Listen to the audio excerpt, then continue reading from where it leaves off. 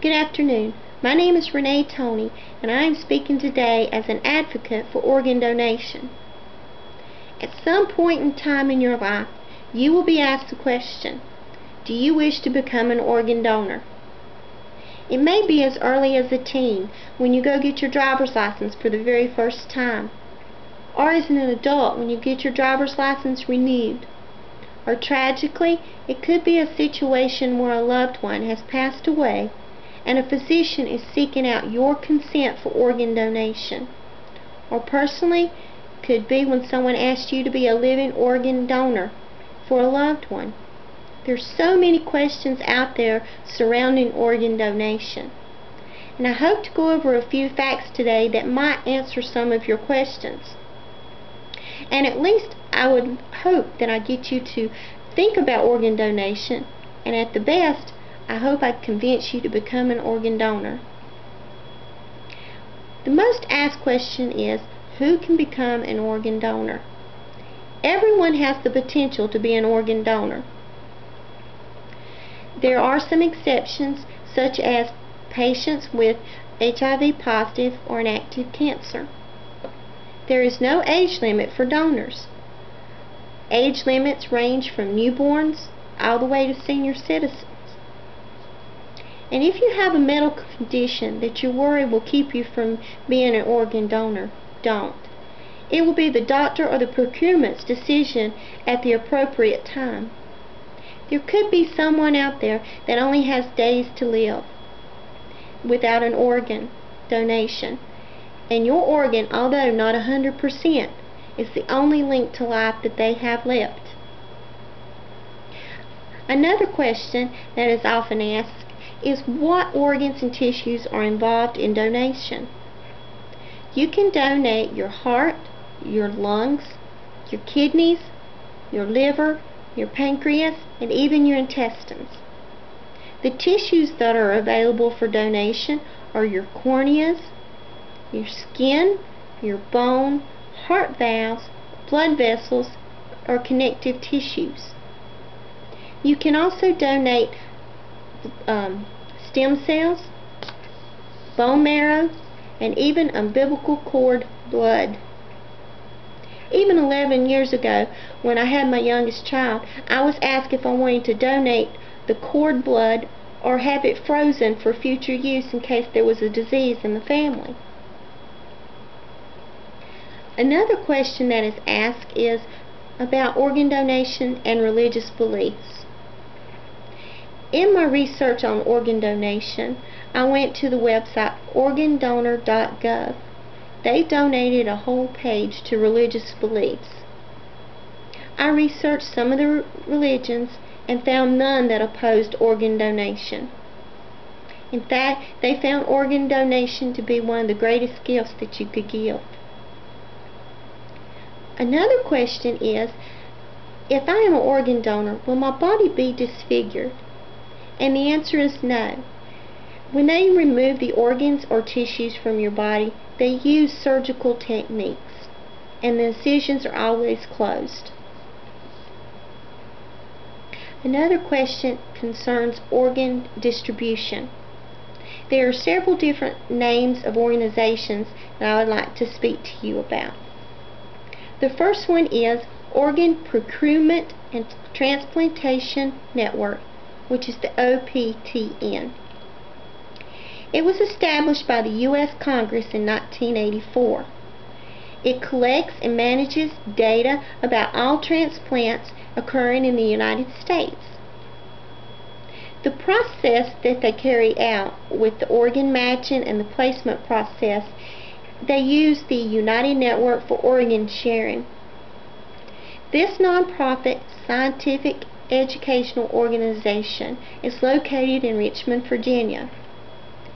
They received the contract from Congress in 1986, and they have been the only organization to manage the OPTN. Another term that you might want to be familiar with is Organ Procurement Organization. This is the staff that talks to the families involved in both areas of the donation and transplantation. Another term is transplant centers. Transplant centers are where transplantations are occurred.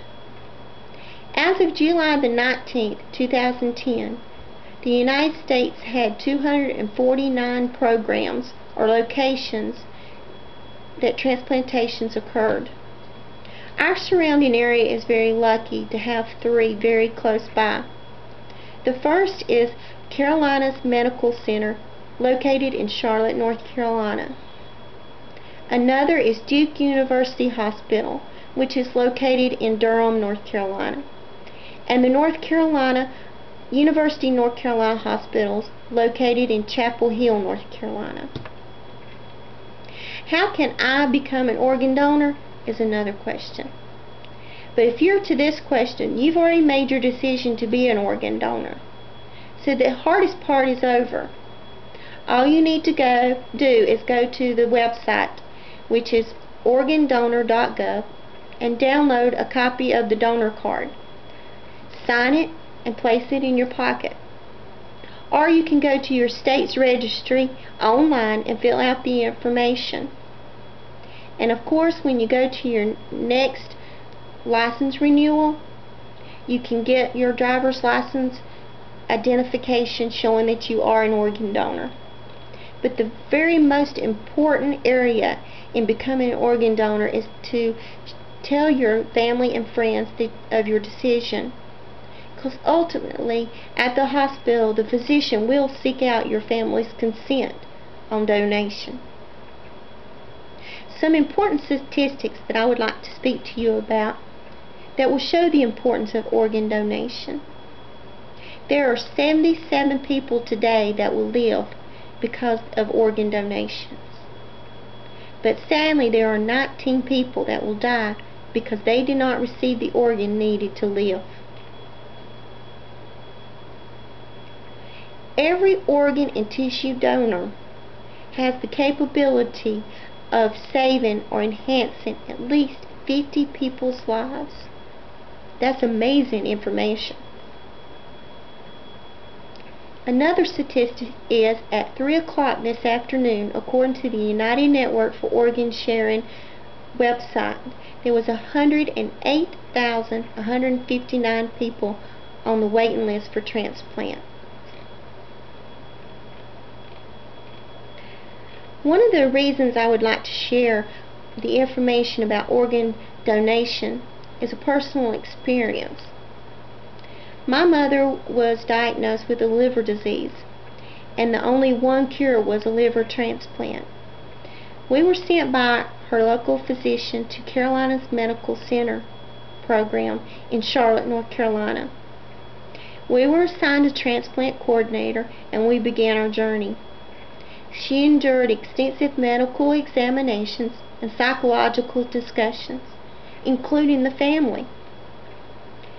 Sadly, my mom died before she was able to be listed on the organ donor list.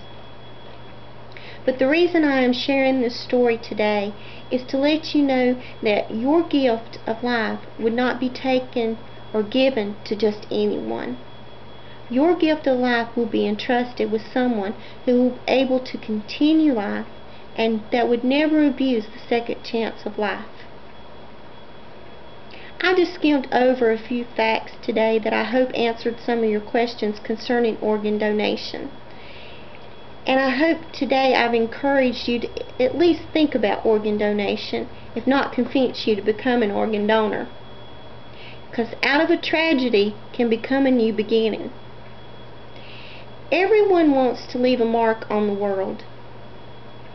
What better way to leave your mark on the world than to leave many wonderful miracles behind?